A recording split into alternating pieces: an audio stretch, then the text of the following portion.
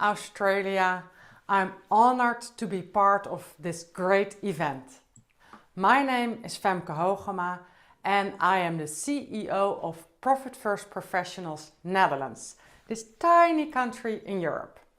I'm also the author of 4 books, and these are the books.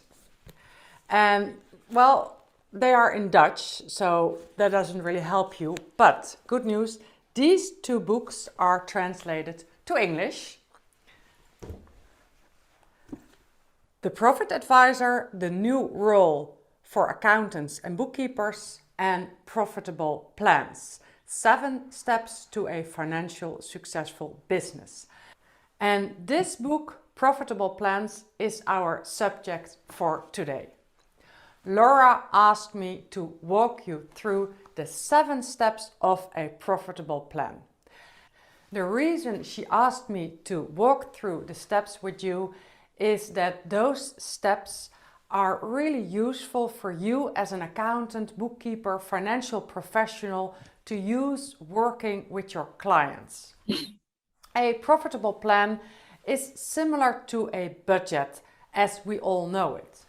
There's a problem though with budgets, and the problem with budgets is that entrepreneurs don't really want to make a budget.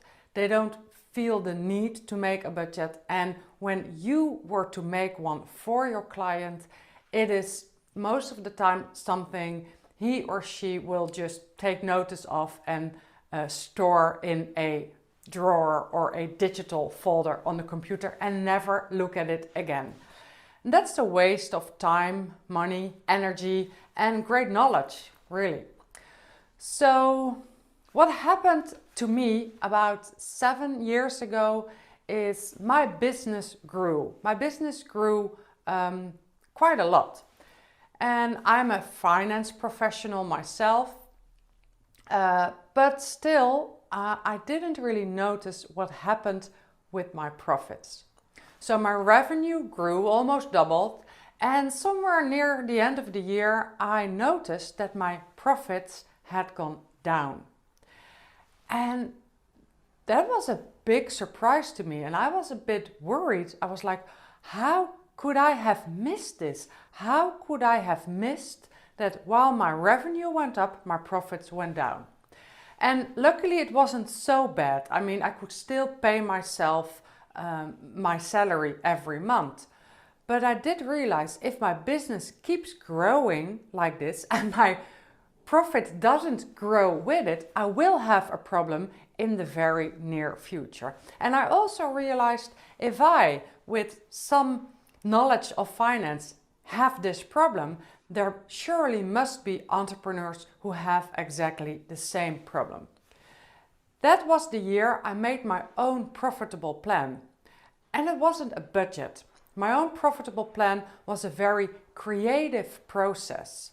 And it gave me great insight and great focus. And the profitable plan I made for myself that year was the basis of a whole system. A system I made for entrepreneurs. A system to think about their plans, their goals, their dreams, and translate those goals and dreams into numbers. And the main reason in my opinion, for entrepreneurs to make a profitable plan is so that they know before they start living their entrepreneurial dreams if those dreams are feasible at all, if they can make money when they live their dreams. So that's the main reason for a profitable plan. Can you make money if you do what you want to do? And there are also a few other reasons.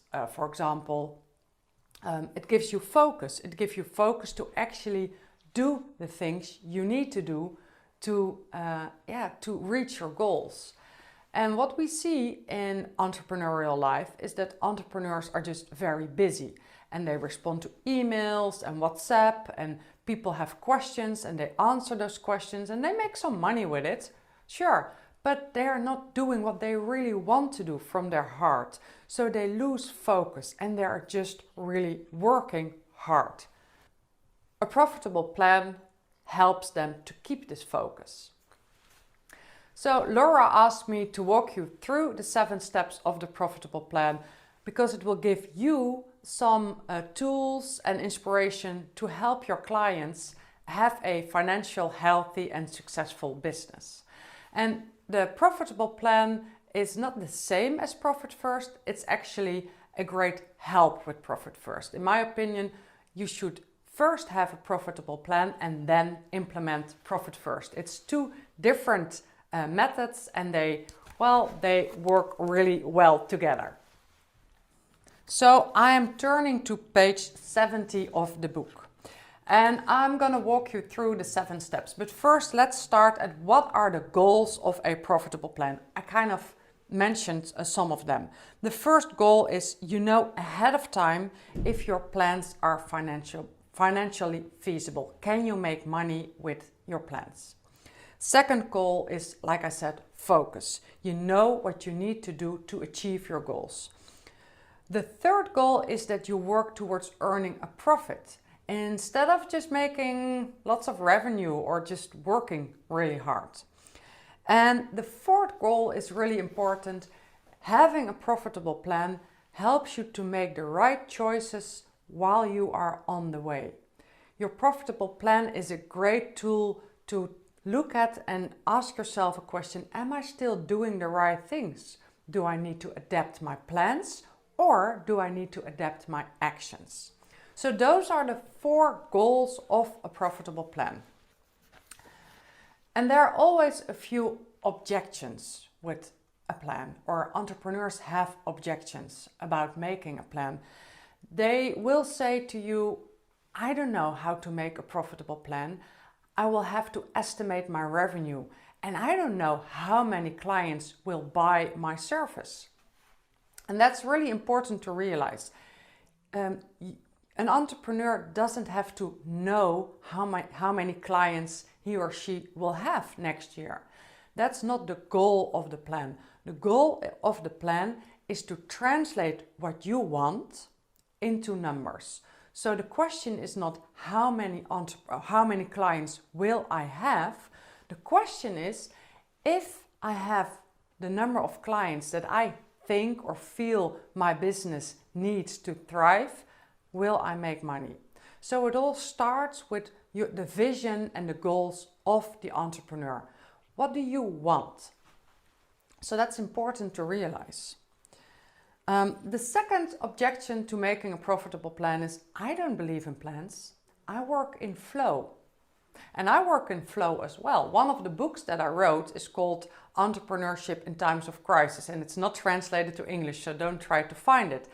But I wrote that book when the Corona crisis hit in 3 weeks' time.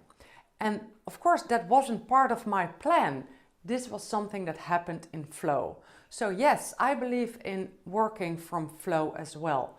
But if you do not have a plan, you don't have a compass. It's like going out on the ocean and floating around, hoping you will end up on a lovely island with palm trees and a hammock. That's not going to happen. You need some kind of direction. And that's the same in entrepreneurship. Sure, you cannot predict the future. No one knew that Corona was going to hit worldwide. But if you don't have any focus, any goal, you are just going to float around, wander around, and you don't know what decisions to make, what actions to take. So everyone needs some kind of a goal. And yes, you may change your route on the way, and you may even change your goal, but working without a goal is just not going to work. And another objection is when my plan is finished, it's already outdated. And entrepreneurs who say things like that, they think of a budget, an old-fashioned budget. A profitable plan can be made within a couple of hours, half a day, and you can change it anytime. When your ideas change, you can change your plans. So it's not set in stone. So When you want to make a profitable plan with your clients and help them, guide them in the process, you also need to know a few criteria. The first criterion is everything is a concept. This plan doesn't have to be perfect. And sometimes bookkeepers want to have a perfect plan and they want to know exactly how much the costs will be of a certain line item.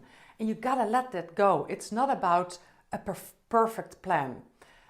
It's about translating goals into numbers so that the entrepreneur has something to work with. So it doesn't have to be perfect. Everything is a concept. That also means that don't go too deep into details. Just make sure you have a broad outline. If you want to dive into details like, is the phone bill $36 or $38, do that later. It's not really relevant when making a plan. You will really bore your clients if you go into details, and they won't like making a profitable plan. And they need to like making this with you, because this can make you money. You can sell making a good plan with your client as a service. So it should be a fun and useful experience. So don't bore them with details. It's not relevant for the plan. This also means it should be usable. Usability over accuracy. So insight is the most important. It's not about details. It's not about complete accuracy. It's not about being perfect. It's about being usable. All right, so we covered some objections. We covered some criteria. Now let's dive into the 7 steps. The first thing, well, maybe I'll take a little bit before we go to the 7 steps. How do you prepare for making a profitable plan? First of all, you need time. So you preferably have about 4 hours with your client to make a plan, maybe a full day. And I actually take 2 days, but then I have like 100 people in the room. So you need time. You also need to know the fixed costs of your clients. So you need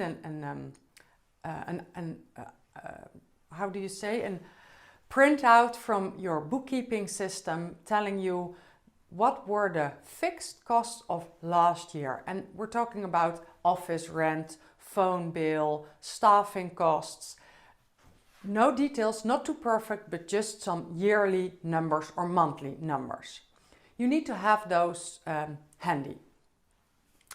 Then you want post-its. You want quite some post-its and markers and pens because it's also a hands-on experience.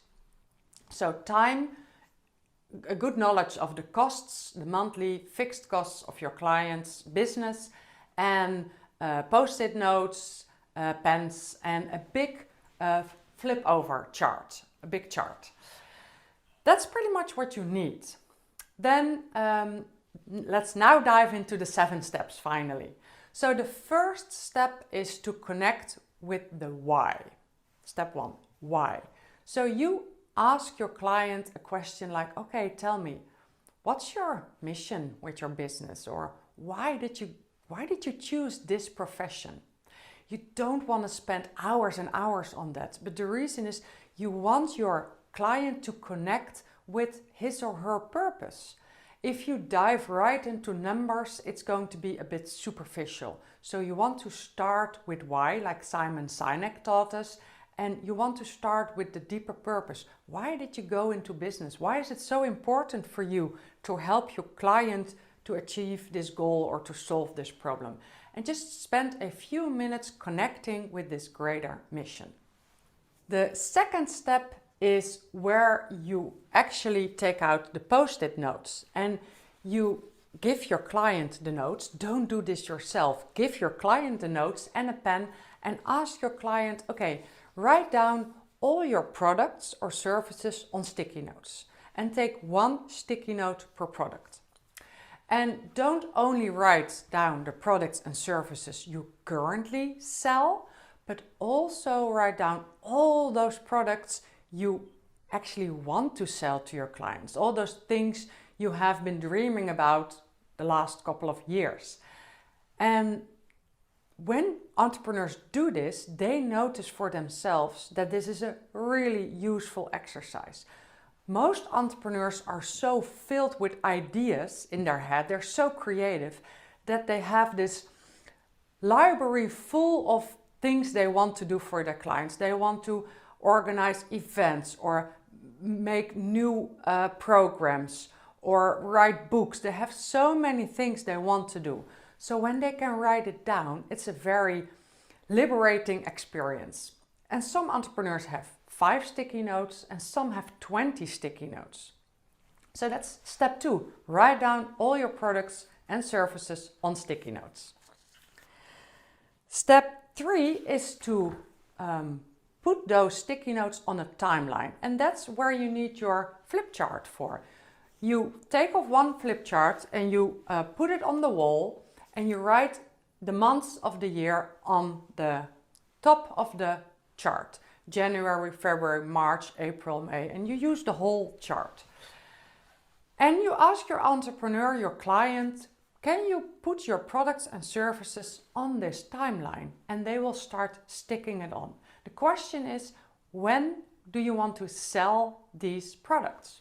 And some products will be a monthly product, like I coach clients, it's a monthly product.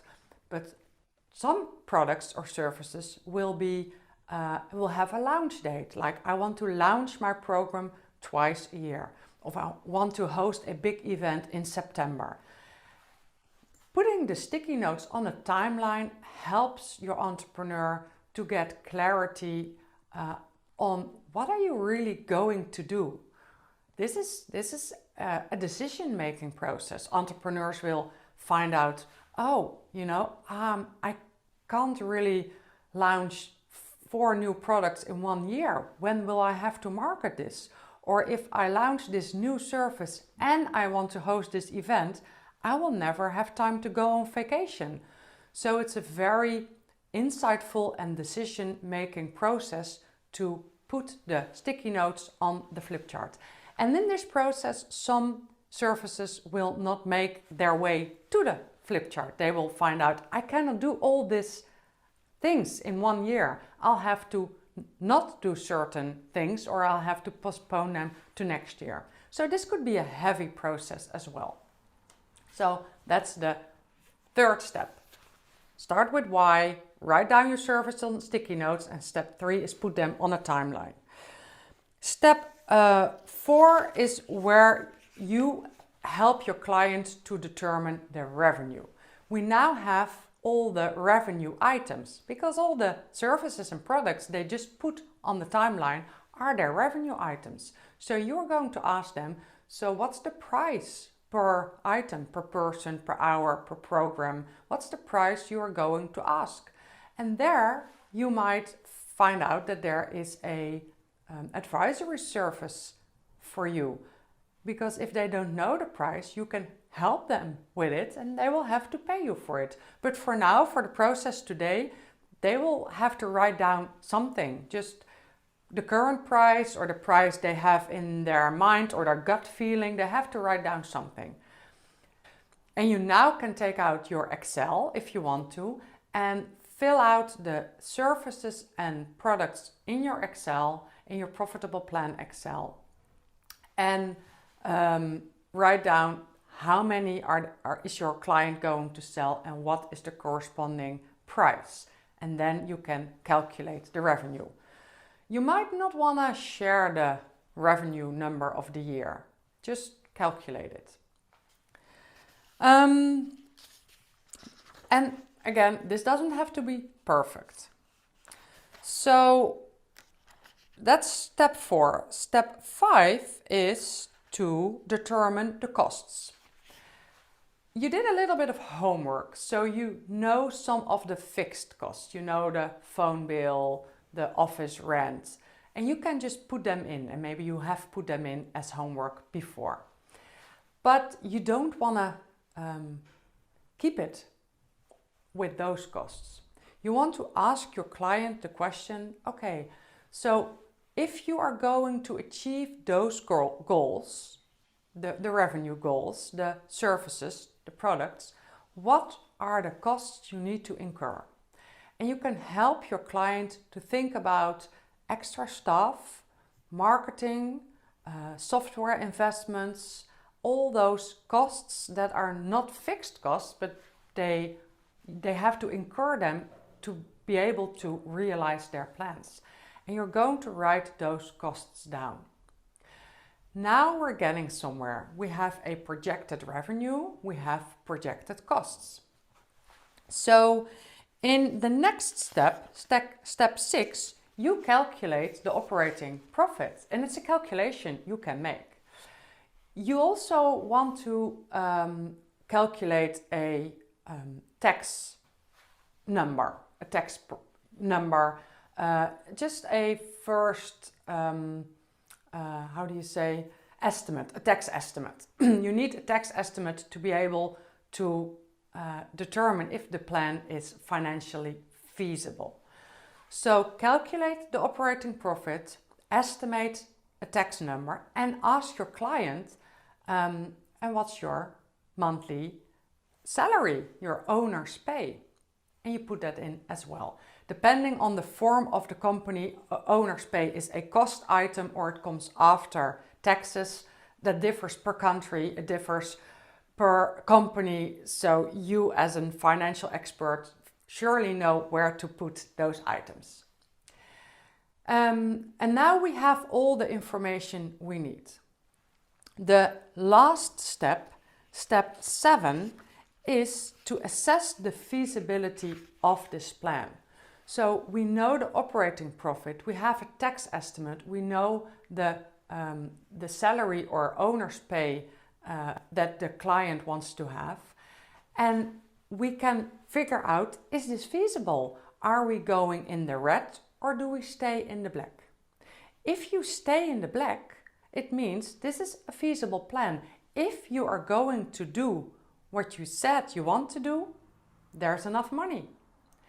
If it goes in the red, there's a problem. And in step 7, you have to start turning the knobs. You can say, okay, if this is what you want to do and these are the costs you want to incur and this is the salary you want to take home, there's not enough money. We're going in the red. In the red numbers, we have like a $30,000 loss. So we have to start making choices. Are you going to sell more services? Are you going to increase the number of clients, the number of hours, the number of programs, the number of participants? Are you going to increase the rate per hour, per person, per program? Are you going to reduce the costs, or are you going to reduce your owner's pay? Those are the 3 options. Well, there's a 4th option. You could take out a loan, but you want to help your client to only take out a loan if it's a profitable investment. You don't want to take out a loan to pay for the phone bill and the office rent. So step 6 is calculate operating profit, tax estimate and owner's pay and see if it's feasible.